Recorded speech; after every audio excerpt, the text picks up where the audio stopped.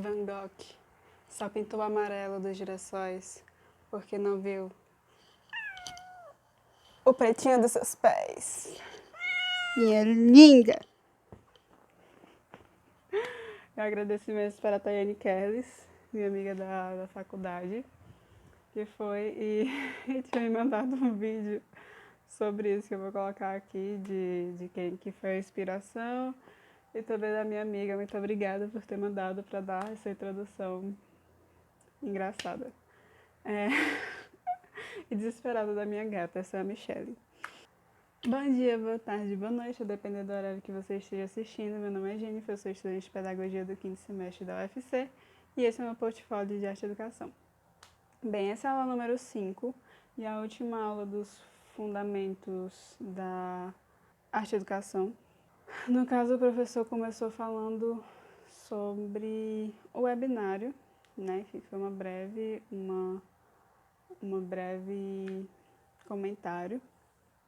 E que retomou algumas coisas, por exemplo, a estética, a percepção, cheiro, sentido, sensibilidade à natureza, observar a estética cultural de determinado local ou comunidade.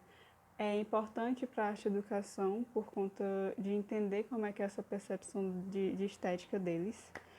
E uma observação, principalmente em relação com os cuidados que se tem em relação tanto ao artista quanto ao que é reproduzido na sociedade, que é uma espetacularização de algo que é trágico, é miserável, aí seria aquela romantização da pobreza e essa espetacularização. Por que eu usei romantização da pobreza? Porque normalmente se coloca isso como uma forma de inspiração, sendo que deveria ser uma crítica.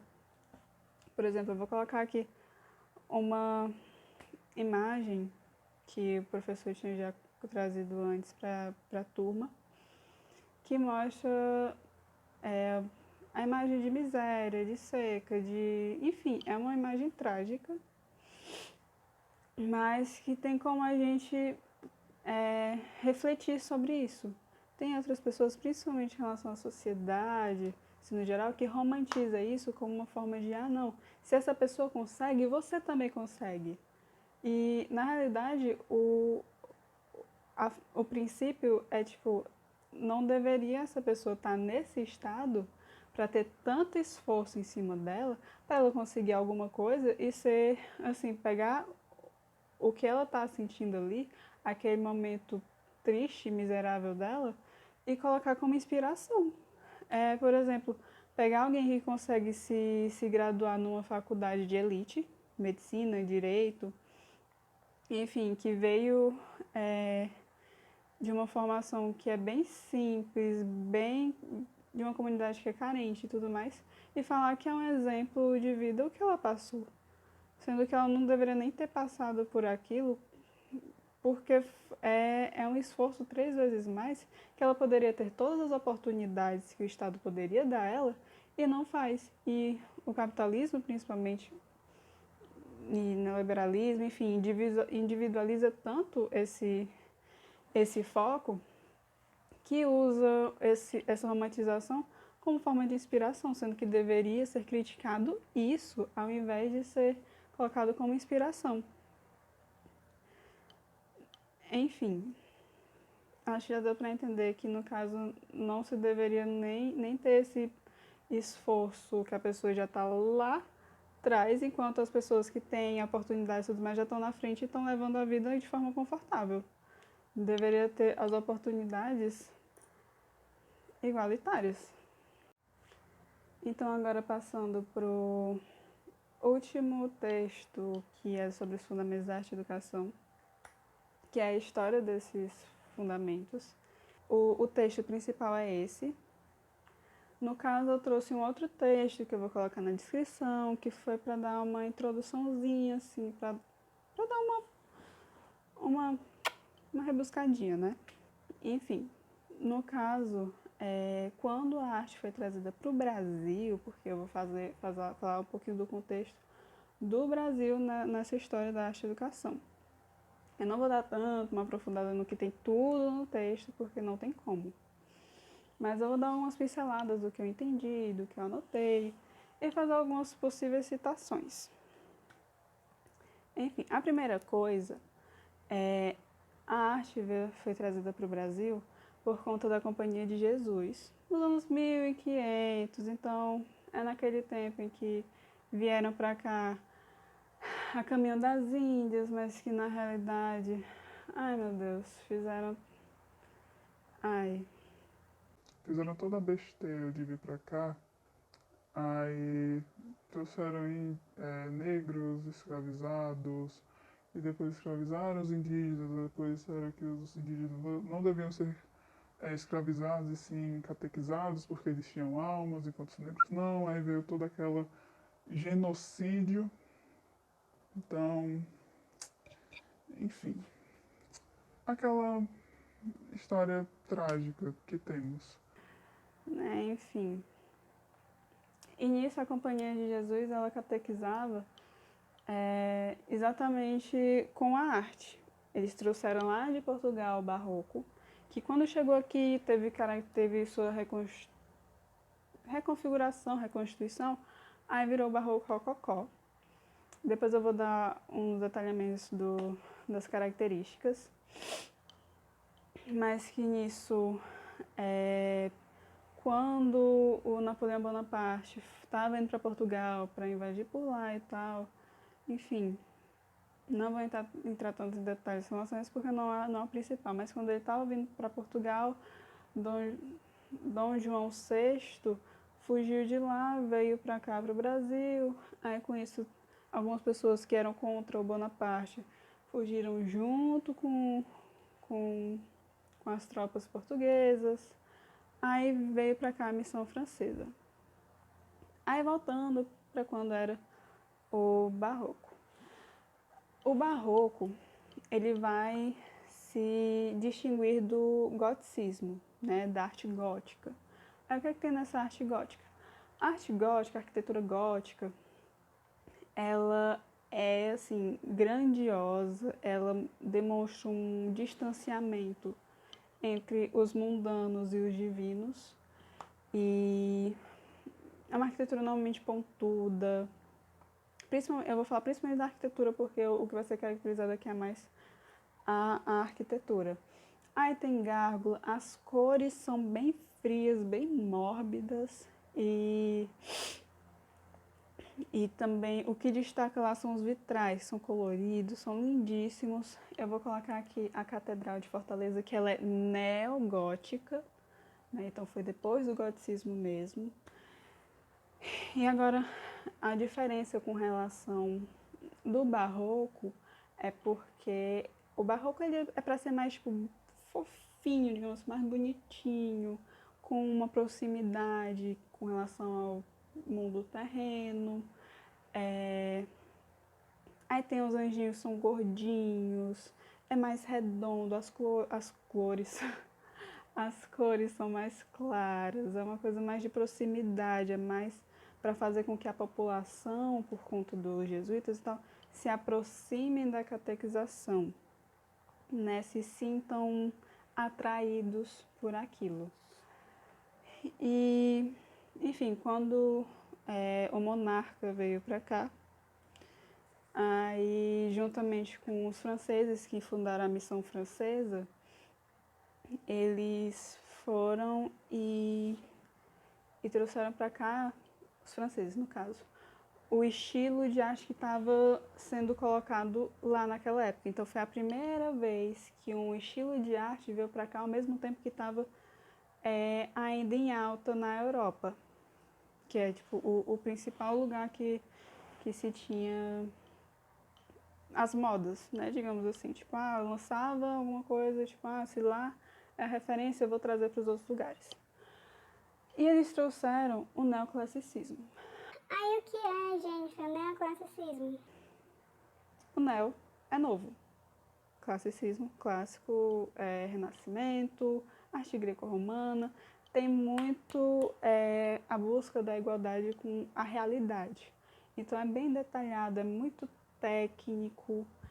É como a arte greco-romana, é mais o corpo, mais humano, tipo, detalhar tudo direitinho como está na realidade. como estava aqui Dom João, ainda tinha muito a ideia de império. Aí nessa ideia de império, quando veio a missão francesa, que é denominado o grupo do pessoal, dos franceses que vieram para cá e instauraram a arte local deles, aqui, eles fundaram a Academia Imperial de Belas Artes, que o intuito, só o intuito mesmo, era para que fosse popular. Ah, e no barroco, aqui virou barroco rococó. Aí o principal expoente dele era o Aleijadinho. Mas, tipo, o barroco rococó, ele era mais popular, porque ele era colocado para a população a partir das oficinas em que os mestres ensinavam para os aprendizes. Então era bem popular, e aquelas oficinas era a única forma de educação que tinha por lá, que não fosse jesuítica, mas que estava lá junto também, possivelmente. E foi predominante também na Bahia, Minas Gerais e Pernambuco. Enfim, com a missão francesa, aí teve essa fundação que foi a primeira institucionalização sistemática do ensino da arte. Com isso, o intuito era para ser popular, era para o povo chegar lá e tipo, vou aprender e tal, nananã. Acabou que não sendo isso, acabou sendo predominado pela elite, que é por lá por conta das técnicas e tudo mais, aí acabava que tendo um nível muito alto do que a população tinha. Então, acabou que não tendo o seu intuito correspondido. Momentos depois, quando vem a República, acho que no ano 1800, deixa eu olhar aqui, 1808, não, um pouquinho depois de 1808, acho que 1888, se eu não me engano, porque eu ainda me lembro de uma boa parte de história do ensino médio. Enfim, da escola, e também meu namorado é historiador, me ajuda muito. Enfim, quando veio a proclamação da República, que os liberais queriam se afastar de tudo que fosse relacionado à monarquia. Então, a império, a monarquia, enfim. Aí, ao invés da Academia Imperial de Belas Artes ser, por exemplo, vamos derrubar aqui, não, foi mudado só o nome. Aí virou Academia de Belas Artes. Deu para dar assim, aquela pinceladinha para a população, mas não era o tipo, nosso, o essencial. Tipo, foi para toda a população, todo mundo sabe. Uhul! Não.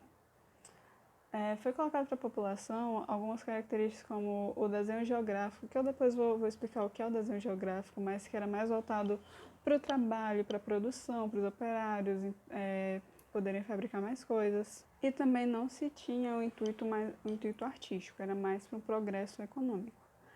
Aí isso pode ser juntado com as pedagogias que estavam sendo formadas na época e foram tendo suas transformações ao longo do tempo. Antes de iniciar falando sobre o desenho geométrico, eu espero que antes eu tenha falado desenho geométrico e não geográfico, porque eu estou agora na dúvida. Mas se eu tiver falado geográfico, eu vou e coloco bem grandão assim, geométrico. Geométrico. Enfim, no caso do desenho geométrico, ele se caracteriza pela geometria. A gente pode pegar a bandeira nacional, em que se tem um retângulo, um losango e um círculo, e tem suas cores. Ele é mais voltado para projeto arquitetônico mesmo, né? Então tem que se andar pela cidade, a gente observa prédio, casa, monumento, comércio, diversas formas geométricas, planas ou espaciais, e que os arquitetos são os responsáveis por isso. Brasília, um exemplo dessa cidade construída por Oscar Niemeyer, depois eu olho. Dessa cidade construída nesse modelo, tanto é que se olhar pelo Google Maps dá para ver que parece um avião, e também como ela foi projetada, né, quando ela foi construída, e também pelo prédio do Planalto e outras coisas que são bem geométricas, dá para notar alguma forma geométrica. Basicamente é mais voltado para o projeto econômico mesmo do que um projeto artístico. Tendo consciência agora do que é esse desenho geométrico, a gente pode colocar, por exemplo, aqui em Fortaleza, tem um motel que se chama Triângulo Motel. Tem a igreja daqui de perto, que é a Igreja Redonda. O próprio nome também já tem esse desenho geométrico. Não é só para dar alguns exemplos. O monumento, pronto, que tem no Pici também, é desse jeito. São vários losangos, enfim. E dá para notar esse desenho geométrico, enfim. Ele foi colocado para a população, mas não foi com intuito artístico e tudo mais. Aí nessa época se predominava a pedagogia tradicional, que era mais para técnica mesmo de trabalho. O conteúdo era um desenho natural, de ornatos, desenhos pedagógicos, a música, o canto orfeônico, que é coral, hinos, e voltado para o trabalho manual também. Se tinha mais um objetivo de preparação para a vida profissional, atividades que fossem desenvolvidas em fábricas, em indústrias, em serviços artesanais. Aí, com o passar do tempo, veio o escolanovismo, e o principal expoente, no caso, era o John Dewey. Ele tinha ênfase mais na expressão, na preparação com os processos de interesses dos alunos, dos estudantes, das estudantes. Ele, no texto que o professor coloca, ele é mais voltado para a criança fazer o seu desenho livremente, do jeito que ela está querendo e tal, e ir perguntando para a criança sobre o seu desenho para ir conhecendo ela, para ir tentando descobrir o que é que está tendo, né? E também ela pegar esse desenho dela e comparar com a realidade para ver se estava casando, mas tinha mais esse intuito de buscar uma psicologização do desenho na própria criança que ela está fazendo. Tem mais coisas sobre isso. Que no caso ela é mais para conhecer o universo psicológico da criança, os seguidores do Dewey, enfim, e o próprio Dewey ele colocava mais o desenho da criança como livre expressão, né? Uma psicologização desse universo da criança, de modo a fazer com que ela faça o seu desenho de forma livre e que procure analisar junto com a criança o que ela desenhou e em seguida fazer um segundo desenho integrado, em que ela vai observar os objetos da realidade. Tem um autor que se chama Nério Sampaio, em que ele tenta resumir na tese dele as ideias do Dewey que estava embasando o método dele. Eu vou colocar aqui os prints do que eu vou ler. John Dewey foi quem realmente compreendeu o alto valor educativo da linguagem gráfica das crianças. No seu livro A Escola e a Sociedade, no capítulo sobre a escola e a vida da criança, referindo-se aos vários interesses ou instintos da criança, abordou a questão do desenho com tal clareza que o caminho pedagógico ficou nitidamente traçado. Depois das palavras de Dewey, o problema somente exigia as experiências necessárias à formação de sua metodologia. Vejamos, em resumo, o pensamento de Dewey e a orientação que indicou. Diz ele, abre aspas, é comum vermos nas crianças o desejo de se expressarem pelo desenho e pela cor. Se nos limitarmos a condescender com esse instinto, deixando que atue indefinidamente, não há procedimento mais acidental. É necessário, mediante a crítica, as sugestões e as perguntas, excitar a consciência do que fez e do que deve fazer, porque o resultado será satisfatório. Por exemplo, aí ele pega um exemplo de desenho de árvores, em que é convencional uma linha vertical e os ramos em retas inclinadas sobre a vertical de um lado e do outro. Aí a gente pega essa criança que fez esse desenho da árvore, leva ela para observar as árvores e comparar com o desenho que ela fez. Assim ela ambas as pessoas, tanto a criança quanto a pessoa que está mediando, vai observar a árvore e comparar com um desenho feito de forma concisa, para depois desenhar de novo, tendo visto como é que é o real. Aí então ela vai desenhar a árvore observada e não a convencional, porque a observação vai obrigar o trabalho combinado da memória e da imaginação, produzindo expressões gráficas de árvores reais. Então, na Escola Novismo, nessa pedagogia da Escola Nova, é mais voltado para isso. Então, no ano de 1922, vai ter a Semana de Arte Moderna em São Paulo. Aí vem aquela ideia de antropofagia. Se for procurar no Google o que é antropofagia, é um canibalismo. Mas no intuito artístico, é um canibalismo de técnicas, de detalhes, de culturas de outros lugares que vão ser trazidos para cá, mas vão ser reconstruídos com as características daqui. Então é um devoramento artístico de outras culturas que vai fazer com que quando ele é devorado, que ele seja reconfigurado para a cultura daqui.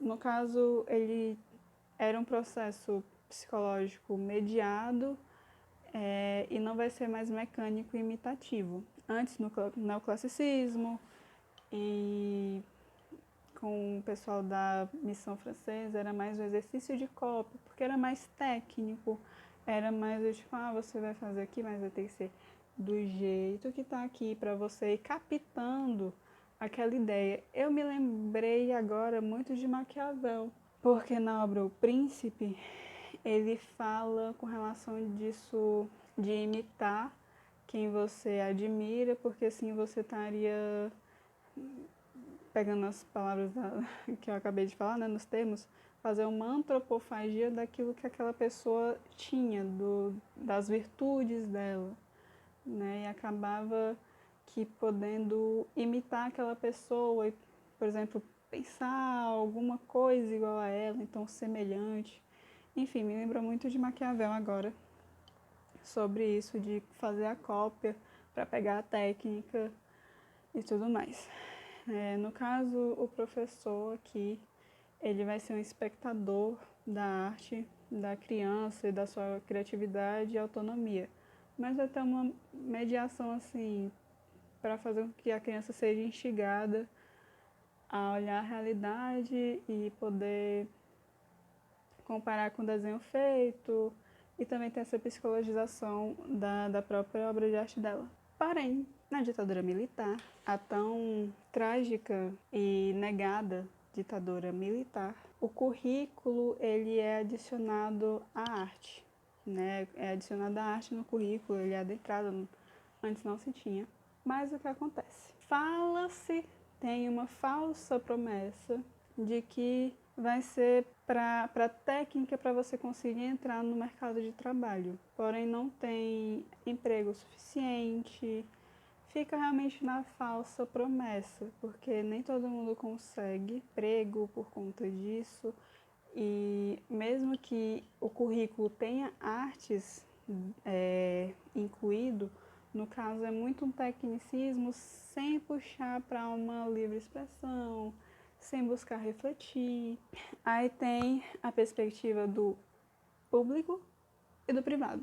No privado ainda se tem um aprofundamento maior, um estudo para a pessoa tentar entrar na universidade. No público não. Tem a sua desvalorização porque se busca muito mais a privatização. E nisso vem a pedagogia tecnicista, que é aquela coisa de voltar mais para técnicas, para os métodos, a utilização dos livros didáticos, apostilas, a imitação. Então ele é muito mais voltado para o ensino da técnica, da organização da aula. Tanto é que a técnica e o método são tão centrais na pedagogia tecnicista que professor e a professora e aluno, aluna, são relegados para segundo plano. Porque na pedagogia tecnicista é mais tipo, você vai saber isso daqui, mas é só para o trabalho. As apostilas, elas que eram as norteadoras da aula, e não o professor, então o aluno, então ambos. É muito mais reprodutório do que crítico. Aí nisso tem o maravilhoso Paulo Freire, que ele já pensa na arte como sendo um objeto para criticar. Então, principalmente no pós-modernismo, em 1980, que isso acaba que tendo uma maior apropriação, porque, no caso, Freire foi exilado daqui, foi para vários outros países, e nisso ele pensa no que vai ser reconhecido como proposta triangular. Mas no caso não é só ele que faz, no caso ele implementa e ele vai discursando em cima. Meu texto tem falando melhor sobre isso. Mas o que é essa proposta triangular? É fazer, ler e contextualizar. É ler o mundo de forma crítica. No caso, quando ele implementou mais... Começou a ser implementado mais em 1983, um pouquinho depois, por aí, né? Foi assim, o iniciozinho para depois seguir em frente. E nisso é mais do tipo, vou fazer aqui a arte, eu vou lê-la criticamente, eu vou tentar entender ela para os moldes do mundo. Então não é só olhar a arte e pensar, tipo, não, ela é isso, isso e isso e ponto. Não, tem um olhar mais crítico, uma análise, uma contextualização daquilo que está sendo criado.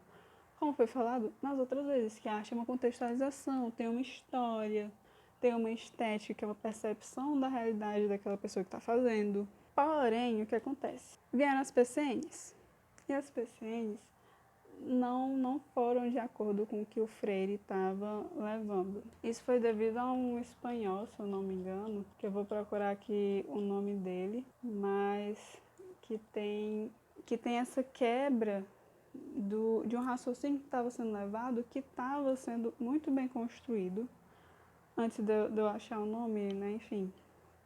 Que no caso ele desconsidera essa proposta triangular e ela substitui por uma coisa bem pobre, né, digamos assim, porque realmente é uma coisa que não tem tanta riqueza para quem tá vendo aquilo, não tem um olhar mais crítico, não tem uma análise sobre aquilo que seja contextualizada. Tanto é que se determina as obras que podem ser apreciadas e o tempo que essas obras devem ser apreciadas. Nisso no texto não traz o nome desse educador espanhol, mas eu vou ler como é que foi o golpe, né?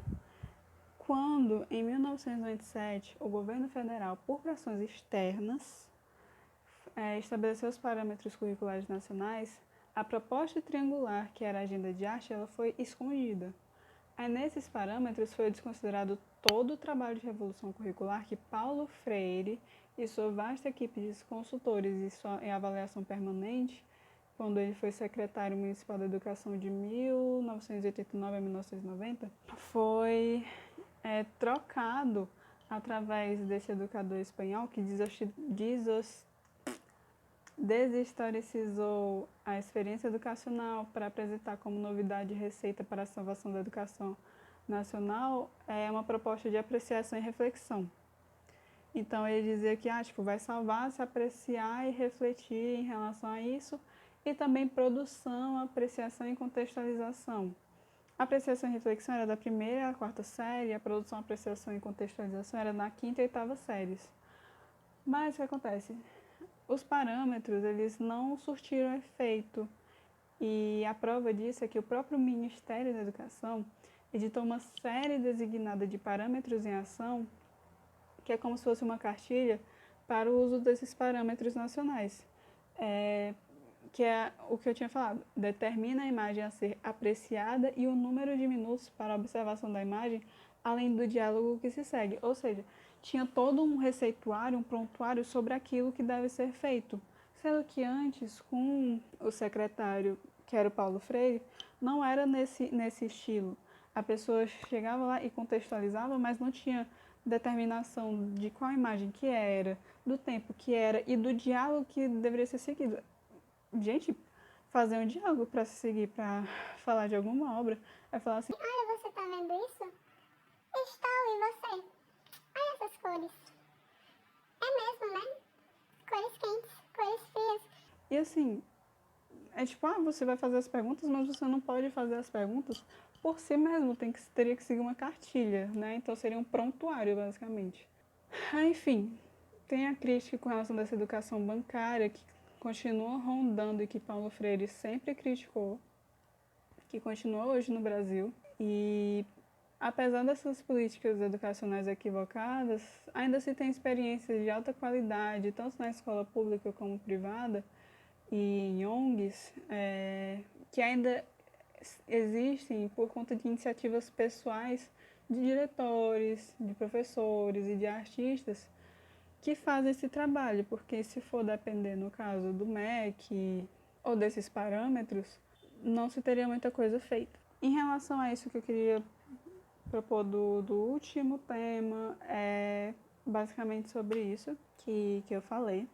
E eu vou finalizar com uma frase do Alfredo Bossi, que eu achei fenomenal, e que é exatamente sobre o que eu já falei nos outros vídeos, sobre história, contextualização, essas relações, né, e percepções. Começa assim: agora, de minha parte, eu continuo achando que na história o antes vem antes do depois. Existe certa experiência cumulativa pelo tempo. E se você não conhece esse fluxo que vem do passado, fica parecendo que cada geração, digamos, inventou a roda. Você não sabe por que certos temas voltam e voltam de maneira diferente. Você fica sem apoios de comparação quando o seu estudo é todo assim fragmentado. Foi escrito em 2010, esse texto que o Bossi fez, que foi colocado no texto principal da aula, e que eu acho interessante porque casa muito com os outros textos sobre a contextualização, sobre entender qual é a história por trás daquilo, para se ter essa percepção comparativa com a atualidade. Então, por hoje é só. Nos vemos próxima semana, que vai ter um webinar e tem um texto que eu vou trazer antes de ter a aula propriamente na próxima semana. E curta se você tiver gostado, comente, compartilhe, enfim, muitos amores, muitas estéticas, muitas artes, muitas histórias e beijos. E até a próxima!